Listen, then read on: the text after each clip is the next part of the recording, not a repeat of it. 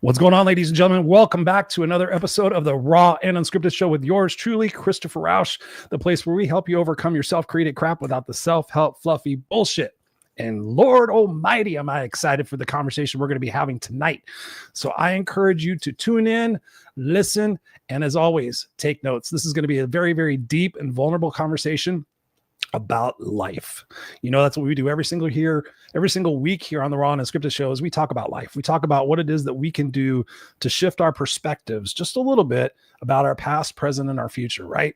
When you think about that, if you can reframe your perspective about your past, about your present, and about your future, and you can learn to find deeper meaning and gratitude, yet find the simplification and the beauty in just the random things that happen, your life will be kick-ass unstoppable. I'm here to tell you that. So if you're new to the show, thank you for joining us. We've been on for 6 years. We just celebrated our 300th episode, and we are not going anywhere. We're in 30 plus countries, and we appreciate every single one of you who watch this live broadcast, its video cast, or watch it on replay, or of course, you listen to the podcast. Thank you guys so much. We appreciate you. We've got a lot of exciting things coming up in the future, but tonight, we're going to have a raw and vulnerable conversation. Normally I talk and I chit chat about things, but I just want to dive into this tonight. So I encourage you guys to ask questions if you're watching live. And without any further ado, I'm going to please ask you to welcome to the broadcast, Miss Juli Brenning. Juli, thank you so much for joining us tonight on the Raw and Unscripted Show on your birthday. So happy birthday. Thank you for joining us. Thank you. How's your birthday been so far? Great. It's been a good day. I appreciate you asking. I'm 55, which is this lovely kind of round number. And I can't believe I'm 55. That just sounds like a kind of I don't know. It's a great age. I'm happy to be here. Yes, I just turned 56 last Wednesday. So you are, we were just talking about this. I'm a year and 6 days older than you? Yeah. Happy birthday to you too. Thank you. Yeah, it's kind of a trip getting older, right? You know, I was reading your book today, and thank you so much. We're going to be talking about that quite a bit tonight. But it's incredible how, with age and experiences and challenges, we start to reshape our beliefs and our expectations about life. Isn't that true? Absolutely. Yeah. I mean, at 55 used to feel so old, and now I'm like, wow, I feel like I'm just kind of getting started. Like, I feel like everything is in front of me at this point. Yes, it's so true. And we're going to get into that tonight. So my first question to you, usually to my guest, is what do you want most for people to walk away thinking, knowing, believing, shifting their expectation about their own life and their own identities? It's a great question. And I've thought a lot about this as I'm trying to articulate what I want to do with this next phase of my life. And it's not a small task to tell your own story and to take control of your own narrative. In fact, I think it's the most powerful thing that we can do. And it requires a tremendous amount of vulnerability and authenticity and being really, really honest with yourself. I say to people all the time, I do not know how I feel or think until I put it into words, until I put it on paper. So for me, finding the space and the strength to write my story it's more than just telling my story. It's me being very, very comfortable and confident in how I stand, where I stand. And while you know, we're just standing on tectonic plates all the time, and the world is swirling about us all the time. But how you fit in the world is a really, really difficult thing to figure out. At least it was for me. I mean, it took me 53 years and a breast cancer diagnosis before I was able to find my real voice. And what I want to do now is help people find theirs. I don't want them to take 53 years to find it, and certainly not a cancer diagnosis. So true. And I want to dig into that. Where are you at today? We're gonna go back and peel back the onion for a second. But I'm curious, now that I feel I've gotten to know you through reading your words today and absorbing your book, which I highly recommend. posting a link in there here shortly.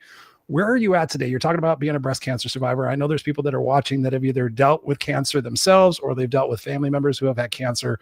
Where is Juli at today on her birthday? Been through?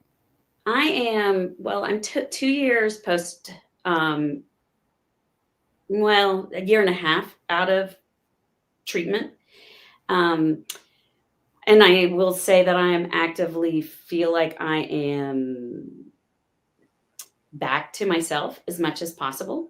The new me with the new realities. But I feel more like myself. It's funny when doctors will say it takes time, it takes a year, maybe more before treatment is even beyond when treatment finishes. It takes a year beyond that till you start to kind of get your footing and to feel like yourself again. And it takes every bit of that. So I will say at this birthday, I feel like as much myself as I have in the last 2 years, which is an incredible, calming place to be after everything.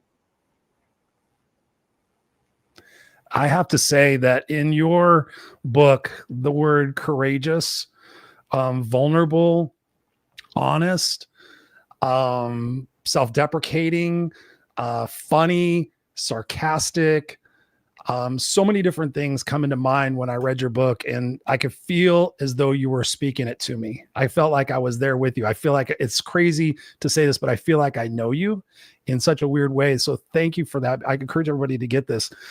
When you were talking about in the book, a lot of what you were referring to was identity, right? And so many times we have these expectations of who we are, how we appear in the world, how our ego sets us up for validation, for acceptance, for approval.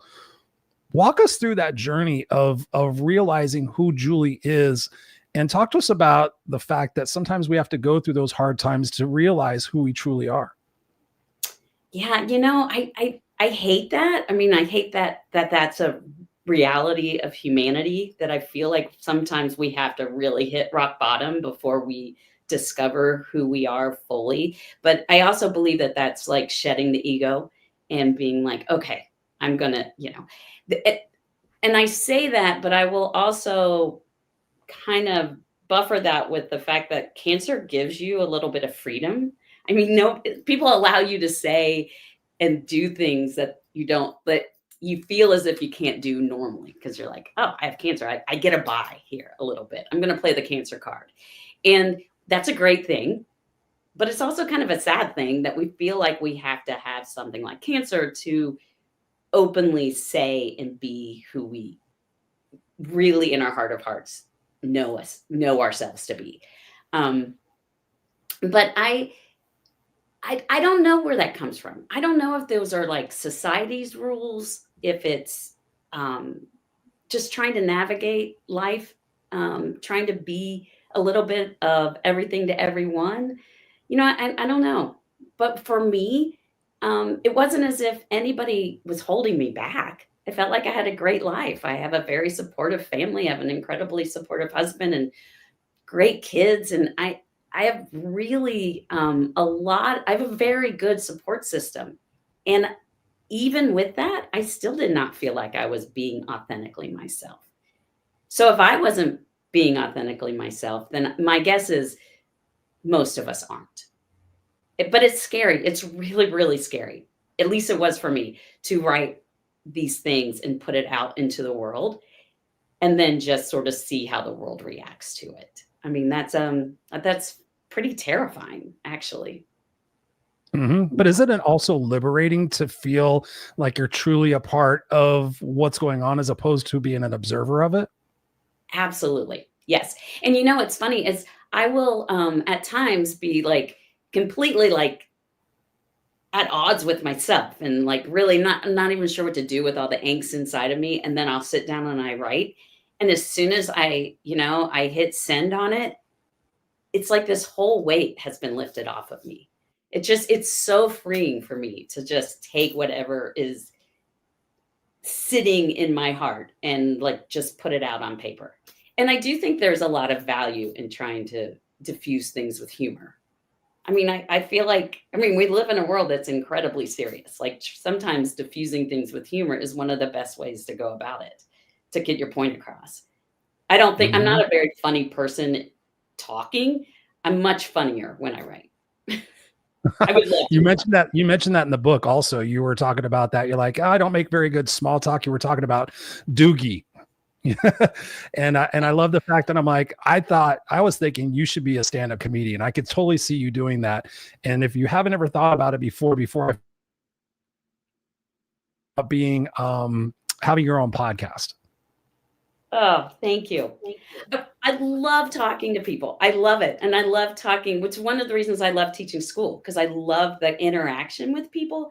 I just don't, I don't feel good in a, like, I'm not real confident in like a setting where there's lots of people milling around, like a cocktail party setting. Like that's not my thing. I wouldn't be good at that.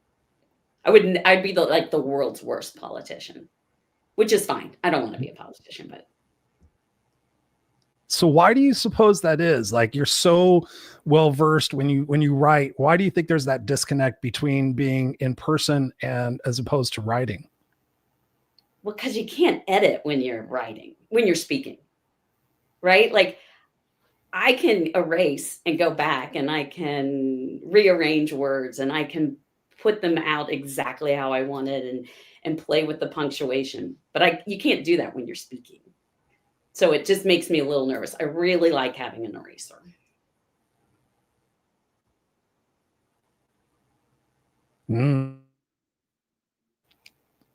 So let's walk back. Let's walk back to who Juli was and that point of impact when you realized there might be something wrong, and talk to us about that initial journey, and walk us through those emotions, because I think that's really powerful. I know it's really powerful. It moved me when I read it, but walk us through that process. So we had moved. So we were like on the heels of a really, not far out of a really large move, my husband and I, and we were just starting to get settled in a new place. So all of that is hard if anybody hasn't moved across state lines and just picked up a life and rearranged it and started a new one. It's really, really difficult. And so I was just starting to get my footing, and I was like, okay, I'm beginning to feel like I was getting my sea legs in this new chapter of whatever this next chapter had, in store for me. And something was just off. Like I didn't feel great. My armpits started hurting, which is a really weird and bizarre, like breast cancer sign. And I went in to get a mammogram, and things happen very, very fast, as it does often with cancer. Like it'll either go at a snail's pace, or it'll just be like boom, boom, boom, boom, boom. Next thing you know, 8 days later, you have a diagnosis, you have a surgeon, you're ready to go. And it just happens. And it's very disconcerting, because it's like you're going down one road and there's a detour, and all of a sudden everything is different.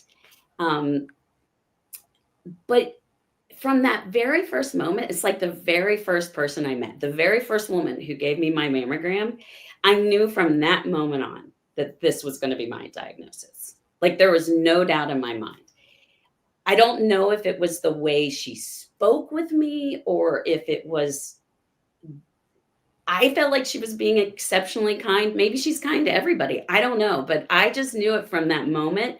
And it was like, just like this tornado that hit, because everything from that point on looked differently. And I'm not unique in that. That's what, when I speak to people who have been diagnosed with something, it's just like nothing looks the same after that. Even once you get to the point where you're okay again, it's just you're not the same person. You're forever and always changed. What really changed for you? I want to get into the root of that, the deepest part of it, because I think about my life, and I was just talking about with my group coaching clients, we were talking about fear, and I said, be honest with yourself, because oftentimes we're not honest with ourselves. I'm like, what is your biggest fear? And my biggest fear used to be that I wouldn't leave an impact in the world. But if I'm really, really honest with myself, everybody in my family has died of cancer. So reading your book was very emotional for me in thinking about, God, what would that be like? And I always believe that everything happens for a reason. And I often think that sometimes we have to go through very traumatic experiences to find that new version of ourselves, that new appreciation. So every day I really try to find the beauty in the simplicity of life, like looking at the leaves blowing in the tree, the beautiful wind, whatever it might be, my son laughing. And I try to think that, I've already been through enough shit in my life and my book's coming out, but I feel sometimes we have to go through that transformative process to realize the new normal, or realize, the deeper meaning of things. What is that for you? What was Juli like? What was the fear of Juli before? And now on the other side of whatever you've experienced, what new fear is now? Or do you have any fears anymore? Oh yeah, I have fears. I think my fears now versus my fears right after my diagnosis are a little different, but they're all kind of married together, which is one reason why I think the book can become such a powerful tool for people who are going through a really difficult time. Because I did write it in real time, it is so raw in that it's exactly what I was feeling in the moment. If I were to look back now, at this point in 2025 versus 2023, I would write it differently. I'm looking back on it with a different vantage point, right? Um, but my fears then were I was terrified that my kids were not going to be okay without me. And of course they were.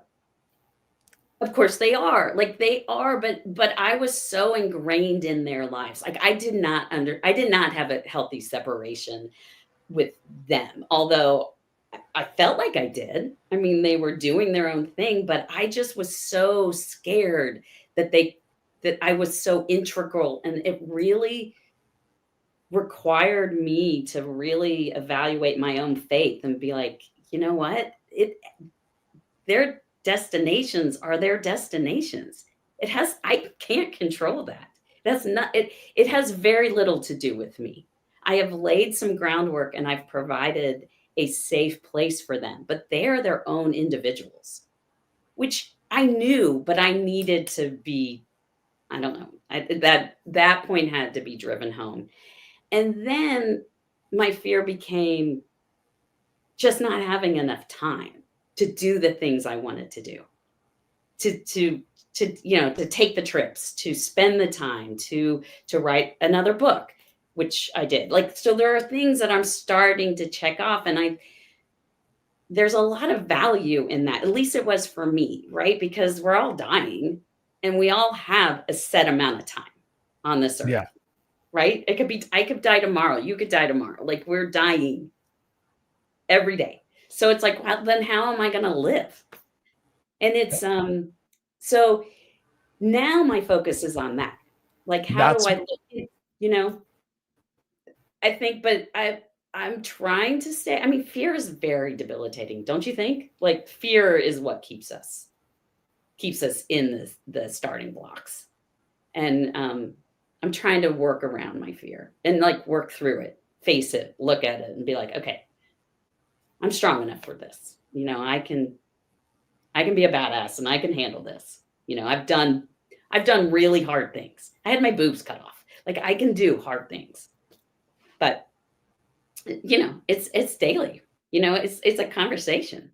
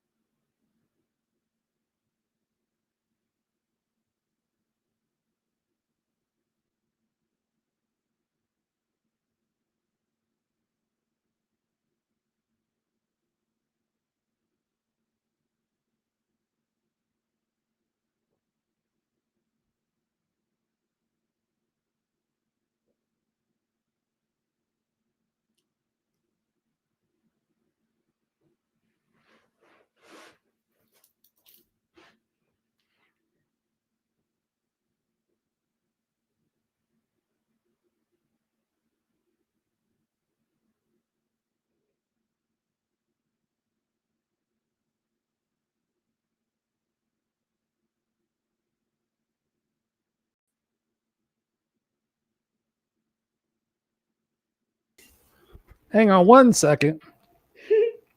1 second. What's going on? Hi. Hang on. Why is it doing this?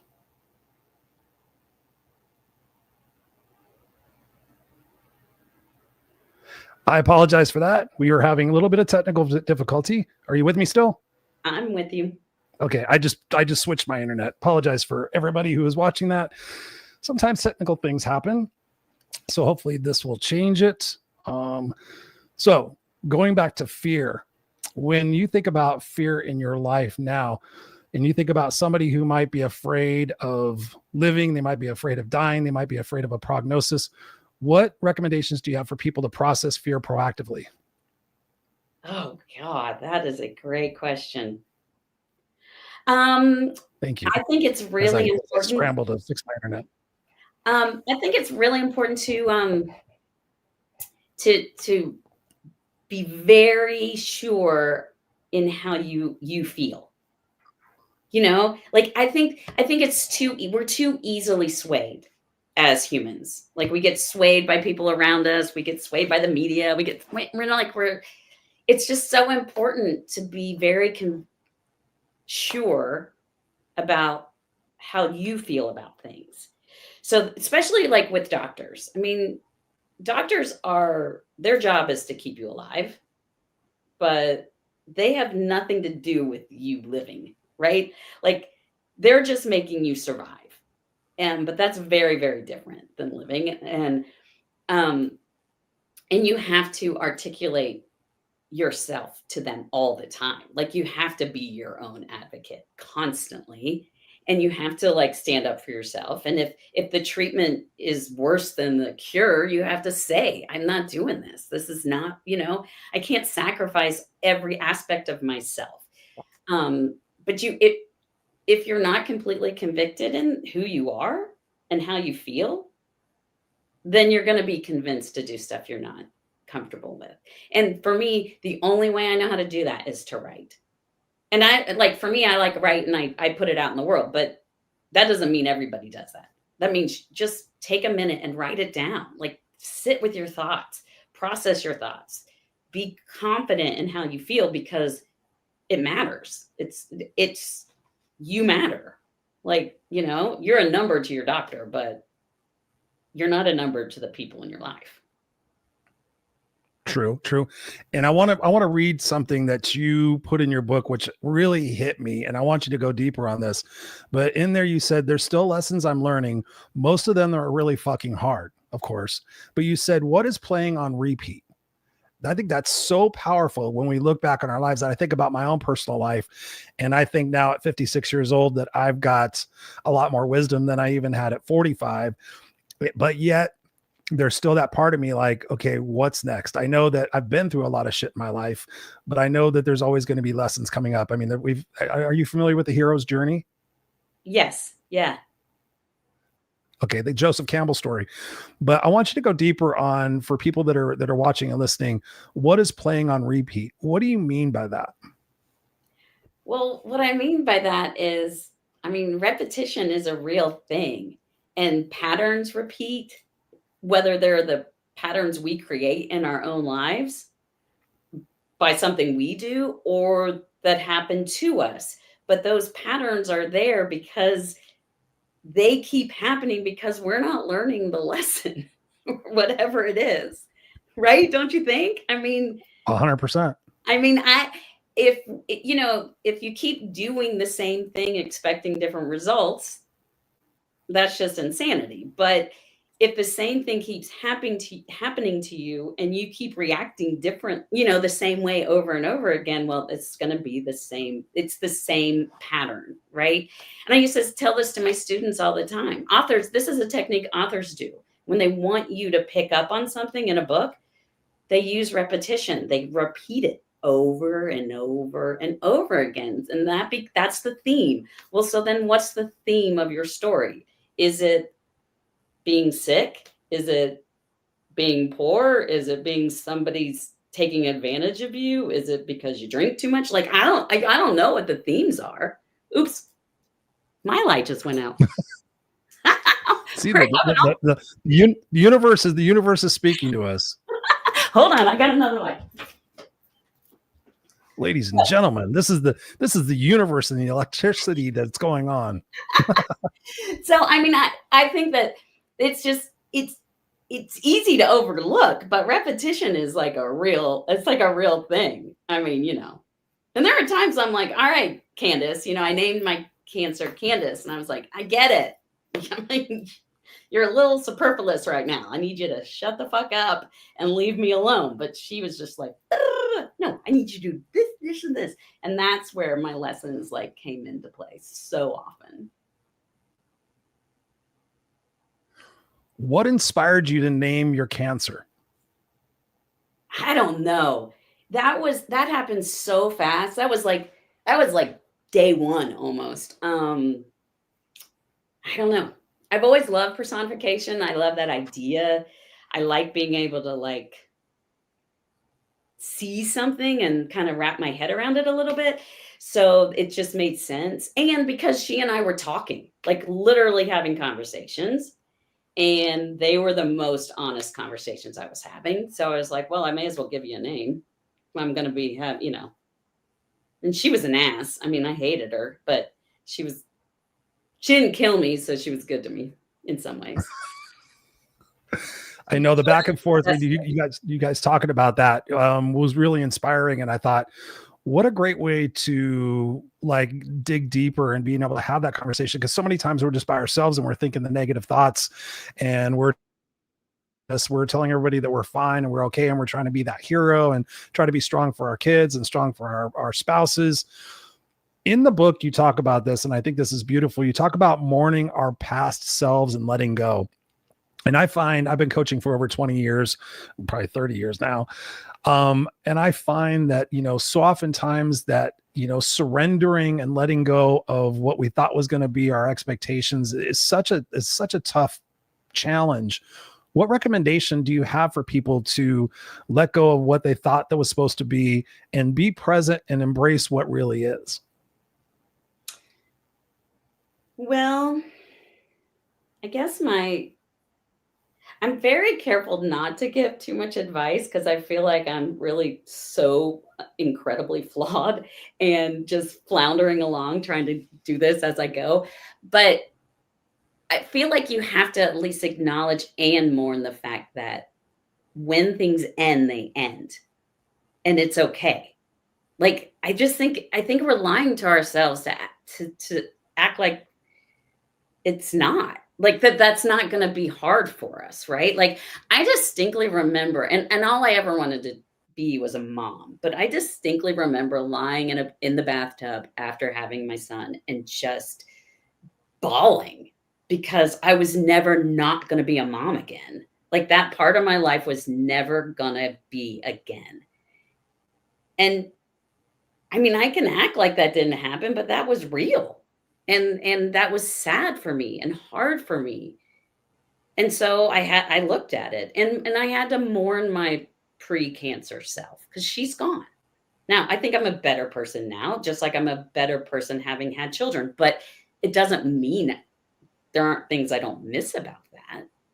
I just think we lie to ourselves a ton. Like we lie to ourselves a lot as humans. And I think that that's detrimental to our peace. I mean, maybe not even our happiness, but to our peace. And I don't know if you can be very happy in the end unless you have some peace in your life. Mm-hmm. Why do you suppose that is? Why is it that we think we can get away with lying to ourselves? And why does it usually take hitting rock bottom? Like you talk about that, the sinking, it's not hitting the rock bottom, it's the sinking. Why do you suppose that we have to go through those experiences to have that delineation in our life? I think it's the ego part of our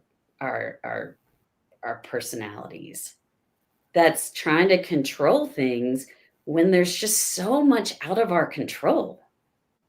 I don't believe we were put on this earth to control things. I believe we were put on this earth to be present and kind and fulfill our own destiny to whatever that looks like. But there's a lot that's happening out of our control, almost everything. And I think our ego tells us we can tie it all into this nice little package. And in that becomes the lies. And also then that naysaying part of our brain, which I don't know where that comes from, but mine's loud. So, you know, I mean, it's just a loud voice. I'd like to tune her out a little more, but that takes a ton of confidence. I don't know where all that comes from. Do you? You know what? I've got my thoughts. Like you said, you know, our identity is shaped. I tell people this all the time. A lot of what shapes our beliefs and our attitudes and our feelings and our actions goes back to when we were kids. Like when you think about it, between the age of 0 and 5, what happens in our life? We're being told what to do by our parents and by our friends and by our teachers. And we're shaping our beliefs about what the world is about. And we're often taught, you know, when Julie's right, she's good. And when Julie's bad, she's wrong. And that's, you know, we struggle to find that acceptance in that place in our life. So we usually spend the rest of our life trying to get that validation, trying to get that approval from whoever it is that might be in our lives. And that's what I think destroys us, when realistically, and what we ultimately learn, and I think you've learned this and we're all learning this, is when you can have that self-love and that self-acceptance and that reassurance to yourself that everything's going to be okay. I was telling somebody this the other day and I said, what would it be like if I told you that everything was going to be okay and you believed it? And they were like, oh my God, Chris, you know, I think that's what we seek out, is to know that everything's going to be internet issues.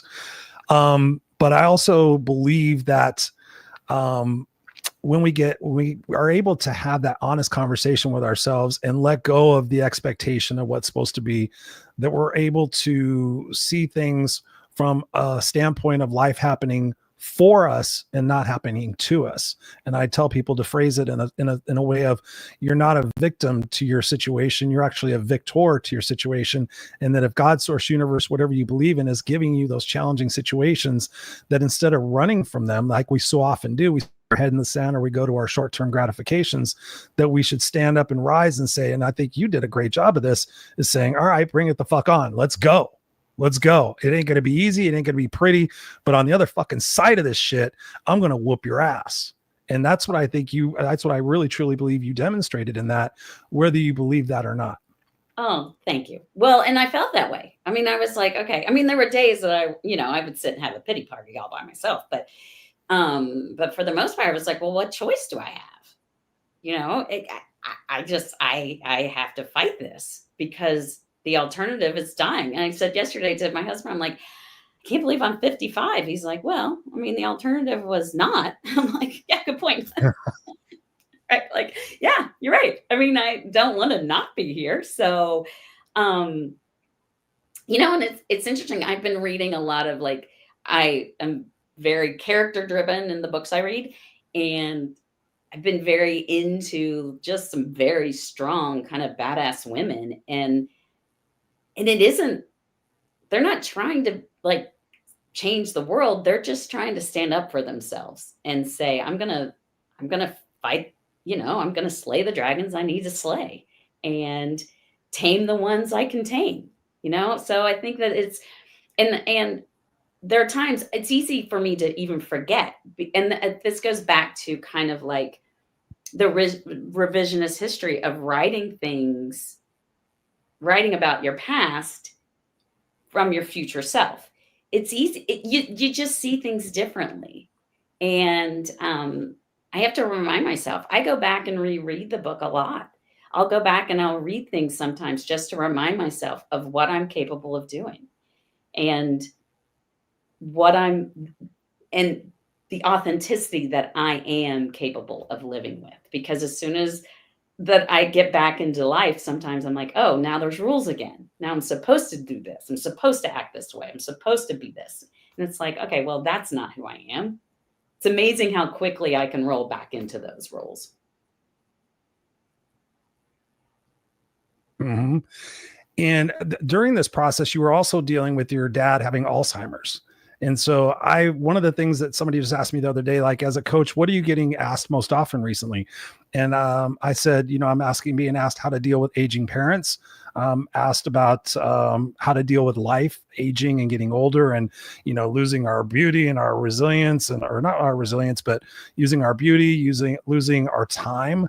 Talk to us about that. I want to kind of shift gears a little bit. What was that process for you like, having that situation of what you're dealing with, and also you're seeing, one of the men you respect and appreciate and admire most in your life kind of losing his connection with himself. How did you process the anger and the resentment and the frustration in those moments? Losing him to Alzheimer's was the hardest thing by far that I have gone through. He actually passed away in September. And when we first moved to Ohio, we moved back because my husband was transferred back to Ohio, but also it was great timing because of my dad's Alzheimer's. And I just needed to spend more time with him. He was my person. He was the person who kind of my North Star, and just gave me he's the person I felt most connected to. So losing him slowly was horrific and maddening.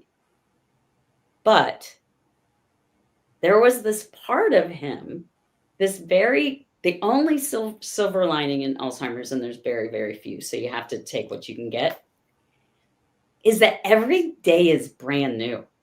Like we would drive in the countryside and to places he had seen thousands of times, and he would see it like he had seen it for the very first time, and the beauty of the hillside, or a hawk flying over the fields, or just the things that we overlook all the time.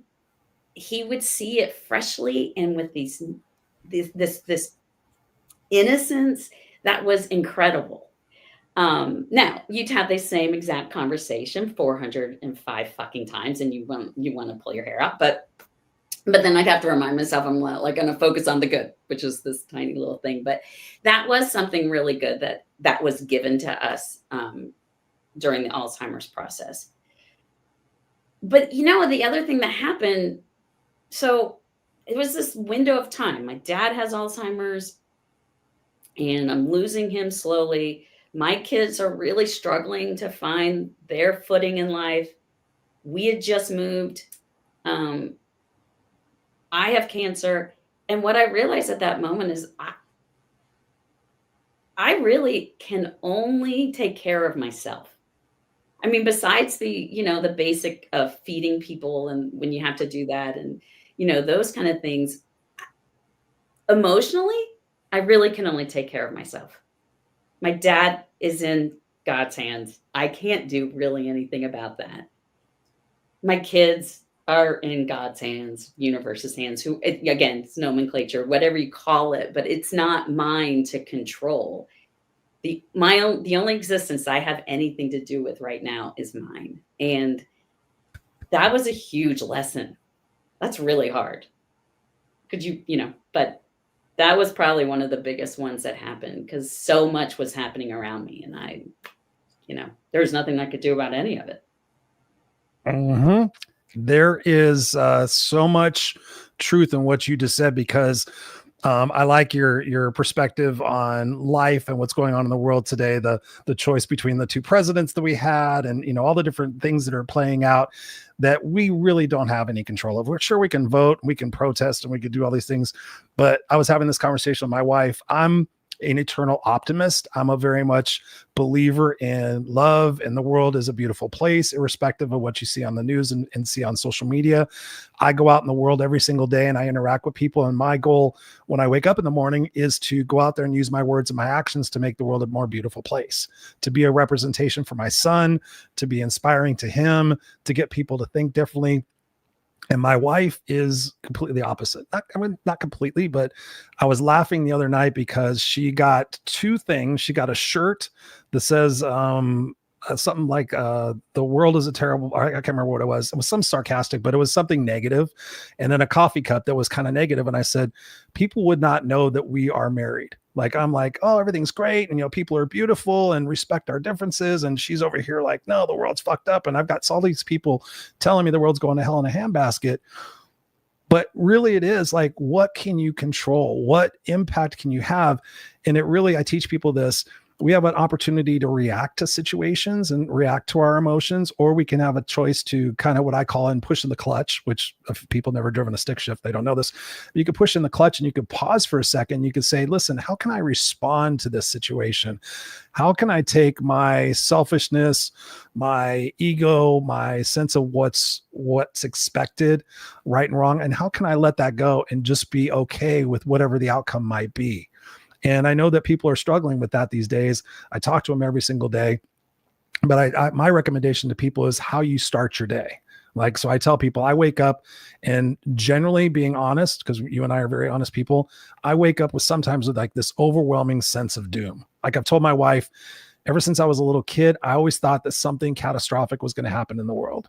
It used to scare me as a little kid. I think I used to have horrible nightmares as a kid. I don't know if it was like pre-life, whatever it might be.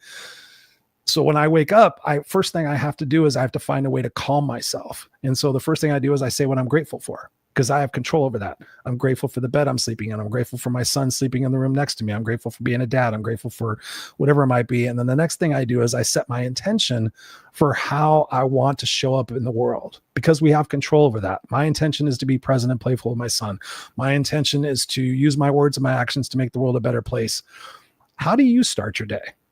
I'm curious about how do you start your day and how do you end your day? Because I know there's so much power in that.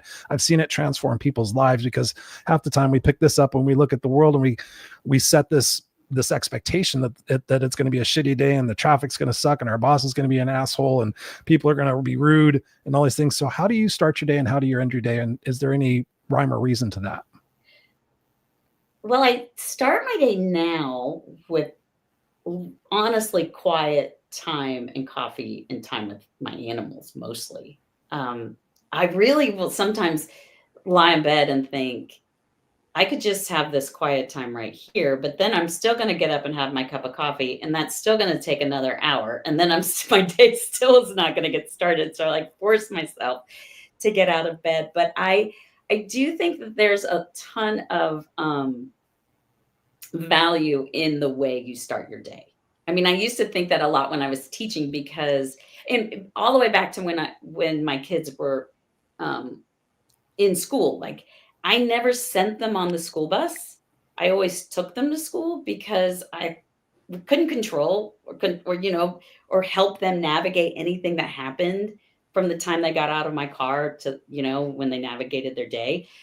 But I at least could kind of help, I could create this environment where they started their day in a calm way, in any way possible. And that was super important to me. And I guess I never even thought about that until then I went back to teach. And it was really important for me to calmly start the day with my students. I mean, the way my first period class worked versus my last period class were two entirely different things, because they were in two entirely different times of the day.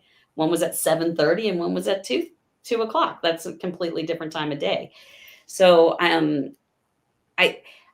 my therapist asked me one time, she said, the one thing that you want in life is fill in the blank. And I've said to her, peace. It wasn't even so much, I'm not looking for some big, any awards or any big accolades. I just want peace. I want this peaceful environment. And I realized I was trying to always do that in the home I was creating, constantly trying to keep things just at this peaceful level.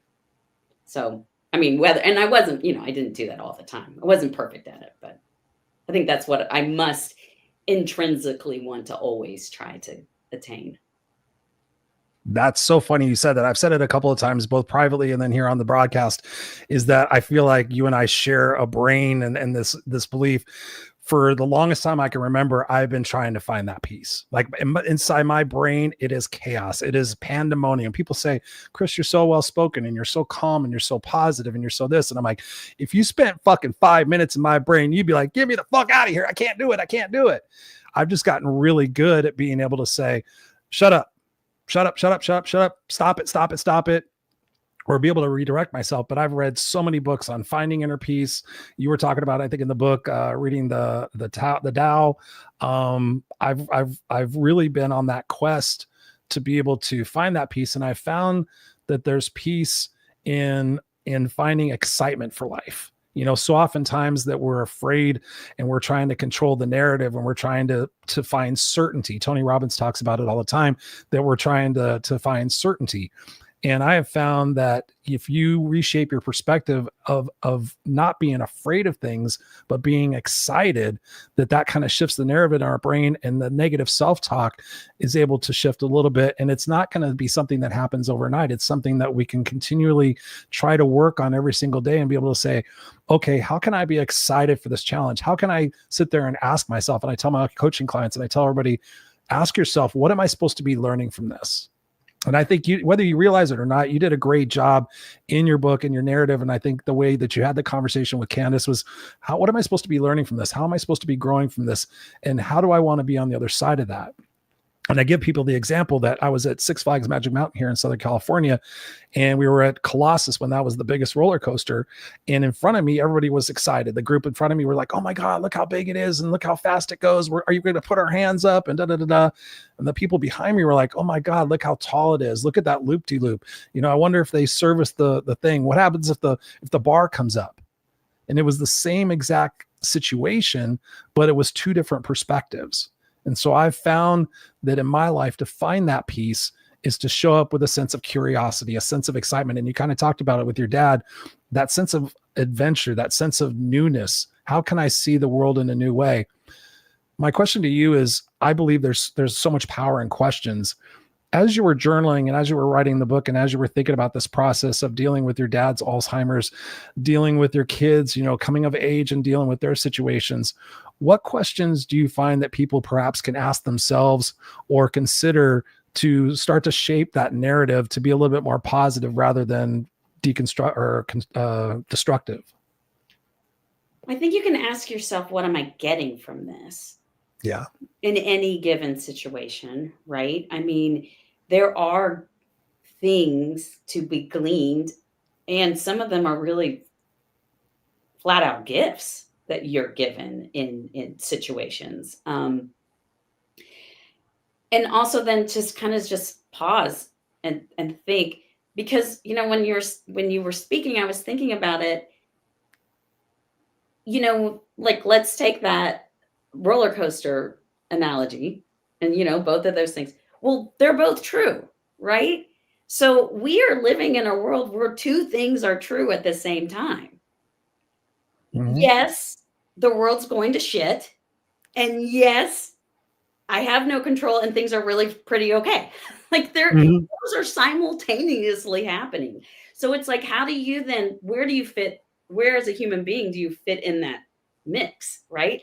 And I think it's kind of standing in the middle. It's acknowledging both sides of it. Yep, that's a tall ass roller coaster. And yeah, it's going to go really fast and be really, really fucking fun. Both are true.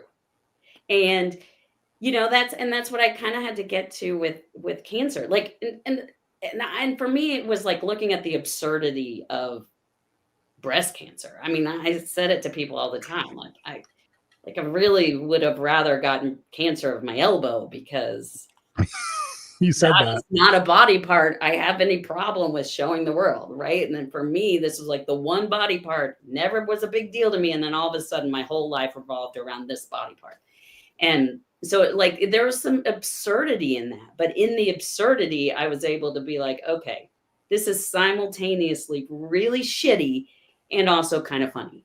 Like, so I could like see that. And I'm not minimizing and saying cancer is funny for people, but I just think that it's like, and that goes back to what I think goes back to being honest, you know? And I think we live in a world where people are like they say one thing and one thing only. And I'm like wildly impressed with people who know what they want to do with their entire lives at age 18. I'm like, who are you? Like, what lesson did you get taught that I did not? Like, I don't understand it, but I also ask a lot of questions. Like, I'm always questioning things. I'm not much of a blind follower. I'm like kind of cute. Like, I was completely, and my kids get really tired of hearing me say this, but one of the things that happened in my life that changed me, that happened in all of our lives, but changed me a ton, was COVID. Yeah. Because I was like, what the fuck is happening? Why are we not having conversations about this? Not that it's not a deadly disease, not that we need to take precautions. I wasn't saying any of that. I just was saying, can we discuss this? Right. And so I feel like in acknowledging one side or the other, and whatever it is, whether it's always looking at things positively or always looking at things negatively, we miss out on some of our honesty with ourselves. Because also, like for me, I can say I was strong every day. I wasn't. I had days I was really, really bitter and really, really mad, and still do. I mean, like I want to say I'm mad at what or who? Just cancer. Just mad that I have this and that this is my new reality. It gets old. I mean, I still have to go to the doctor every 3 months. It can still come back at any moment. And then I'm like, okay, well, I can be mad and then I can get over it because that doesn't do any good. Right. But not being mad also doesn't do me any good either. So, I think that's kind of part of the, like, acknowledging that we're these flawed humans, constantly flawed and constantly trying to work on something better for ourselves. Every single day in every single way. I believe that, it's like, what lesson am I supposed to be learning right now? Because so oftentimes we don't want to learn any more lessons. And I sit there and I think, okay, at 56 years old, I think I got a pretty good grasp on life. I've studied successful people. I've studied tons of personal development books. I've had coaches. I've had mentors. I've been in masterminds. I've really dedicated myself to the process of the journey of life. But yet there's still a part of me that wonders, like, what lessons do I still need to learn? Because I'm trying to learn them without having to go through any traumatic experiences. Like I said before, one of my biggest fears is one day somebody's going to say, okay, Chris, you have cancer. And so so much to the point, last year, I went a year without drinking. And I love how you talk about wine and all that stuff, because I used to be a professional party animal. I was the life of the party. I could drink Jack Daniels like there's no tomorrow.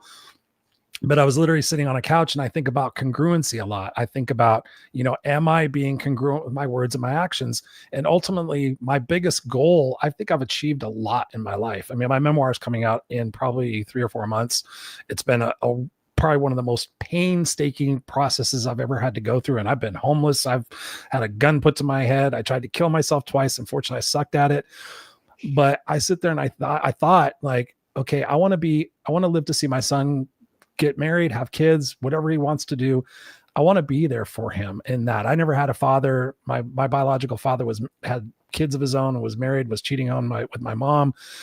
And I sat there and I thought, as I was taking another sip of Jack Daniels, I thought, is what I'm doing really supporting that goal? And am I being congruent? And so usually I take the first part of the year off. I don't drink, or I've taken 30 days off, 60 days. I've gone 3 months, but I've never gone a year. So last year, October of 23 to October of 2024, I didn't drink. And that was massively huge for me. And I was afraid of not having that ability to kind of get away and numb myself because of my brain and the chaos and everything else. But at the same time, rather than fearing it and rather than being apprehensive about it, I was like, let me be excited about this. Let me not have anything to run to. And through that process, I gained a lot more confidence in being able to handle the world. And I became a lot more proud of myself, because I ultimately thought, wow, if I ever did get liver cancer, I would look back and go, was the Jack Daniels worth it? And I found myself, no. And now I've had, a couple of beers here and there, and I find that I don't enjoy that anymore. I like to be present. I like to know that what I'm doing in my life is really being that fully present person where I wasn't. I was always pontificating about the past, or I was worried about the future. I was never being present. And being a father has really taught me to be present, because he's growing up so fast. He's 8 years old, and I realize in 10 years he's going to be 18. Well, I have a couple more questions for you, because I know it's late there. What do you think has been one of the biggest, or a couple of biggest lessons you've learned as a parent about your own humanity and your own self, aside from the cancer and aside from your dad and the Alzheimer's? What has being a parent taught you?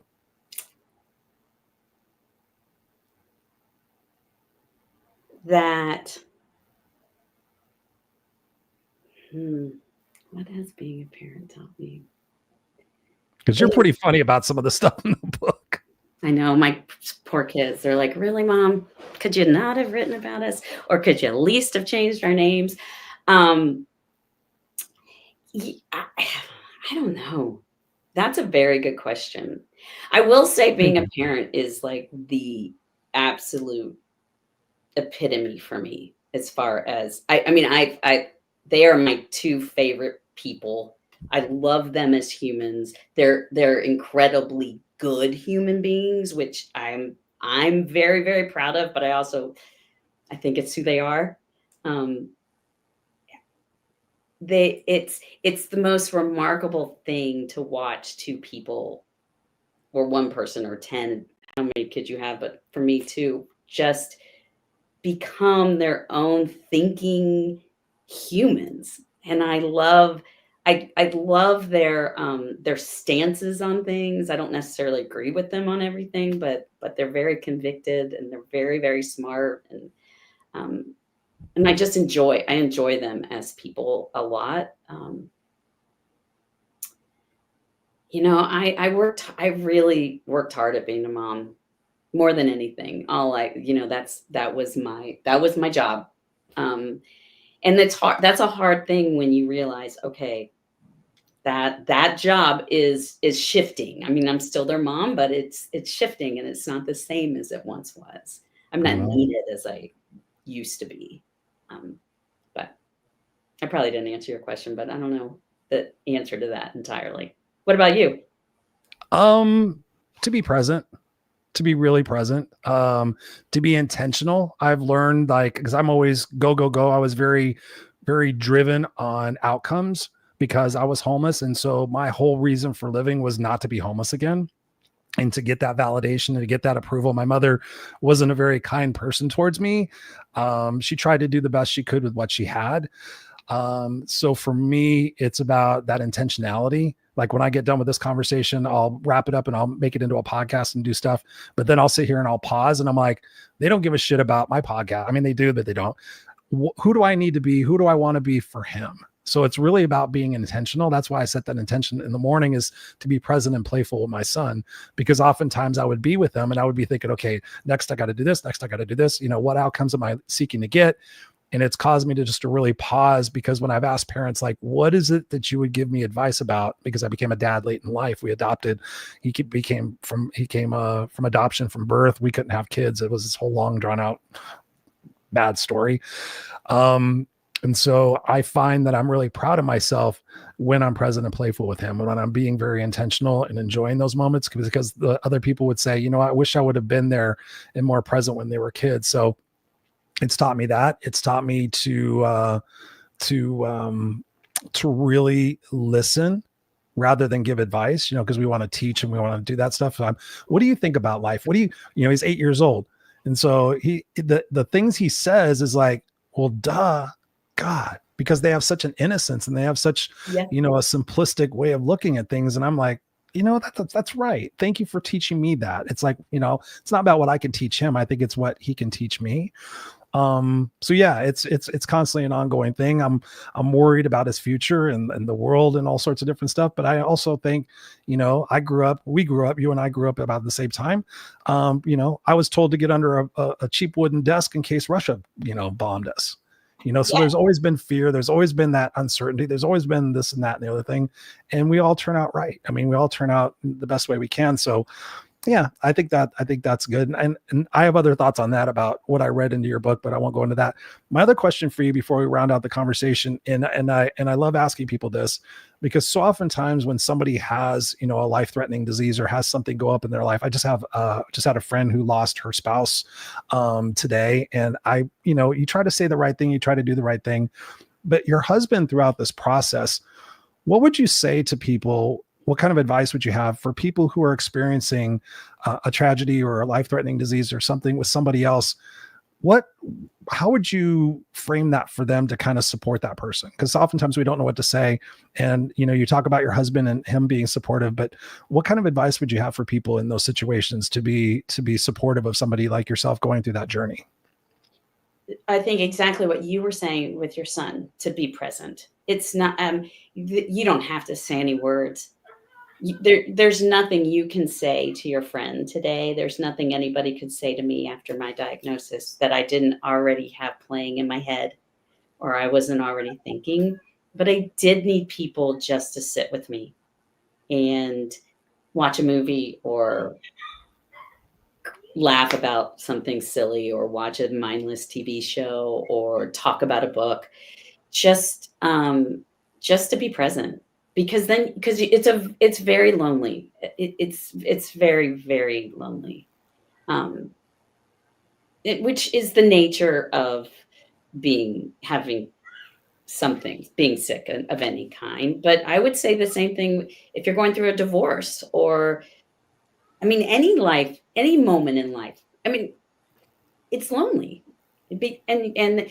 It's hard to feel isolated in that, because you're very isolated and you have to deal with it all by yourself. But having people be present with you is, I think, worth everything. Juli Brenning, I could talk to you for another couple of hours. I'm so excited to have met you. Who was it? Debbie Bettendorf that introduced us? It is. She's one of my childhood friends. Okay, cool. I love Debbie. I got to meet her in person a couple of years ago. And she's just a beautiful soul. So I'm gonna have to make sure we thank Debbie for this. But I definitely want to have you back on the show. There's so many different places that I wanted to go in this conversation. I apologize for the internet issues. I haven't had internet issues in forever, and I'm pissed that it happened. But at the same time, I'm so grateful for this conversation tonight. We've talked about the book so many times. Where can people learn more about Juli? Where can they get your book? And you also wrote a children's book too. So talk to us about kind of what you're doing now and where people can get a hold of you so that they can continue the conversation about your journey. Awesome. Thank you. Well, on my website, julibrenning.com, and it's JULIBRENNING.com. And that's my website. And then I also write a weekly Substack at julibrenning.substack.com. And I wrote 2 children's books, loosely based on my daughter when she was 4 years old, and a day in Vermont at a mountain pond with our family dog, and they hunted frogs. And I remember distinctly editors saying to me, well, something has to happen. And I'm like, it's a book for 4-year-olds. Like, why? Like, I don't really understand that. Like, it's a day where they catch frogs. And I still stand by that sometimes we need to read in life just to read and enjoy characters and enjoy stories that we don't have to have fire wielding dragons and everything. So but yeah, so I have, I've been writing for a very long time, and then I was a middle school teacher for years, and now I'm just a full-fledged writer. And what I hope to do is, what I'm beginning to work on is some master classes and trying to create a community and help people, very similar to what you're doing, by talking and kind of openly talking about how to live life fully and honestly and with intention. And I want to help people do that, but through their own writing and being able to find their own voice. I'm very cognizant of what happens, especially to women in this country, but definitely to little girls who kind of get overlooked and their voices get silenced very early on in life. And I want to help them try to figure out how not to have that happen. Well, when you're ready, I would love to have you back on the show and talk about all that good stuff, because I've written my book. I'm going through the process of editing. It's called It's Just You and Me, Kid. So we could have a whole conversation about writing in our lives. And I'm just so thankful for Debbie introducing us. Thankful for being able to read your book. I'm going to buy your book. You guys sent me a digital copy. I'm going to buy it and gift it out to a couple of people. So I'm going to put you backstage here for a second. Don't go anywhere, so I can still talk to you just for a little second. But I'm going to end out the show, and then we'll just chat for a second. Thanks, Chris. You are most welcome. Thank you, my dear. Hang on for 1 second. There you have it, beautiful people. I apologize. I did not get to the comments. What's up, Elizabeth? Thank you so much for joining us. Appreciate you.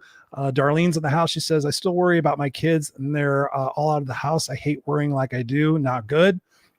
What are you worrying about, Darlene? When you think about it, what are you worrying about? What are you excited about? Thank you for being here. I appreciate you. Robert Broker in the house. Thank you so much.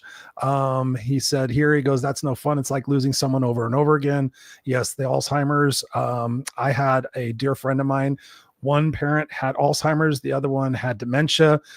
She had to put them both in a assisted living facility to care for them. And the sad part about it is they didn't know who each other were and didn't like each other in their current state. So she had to actually put them in separate places.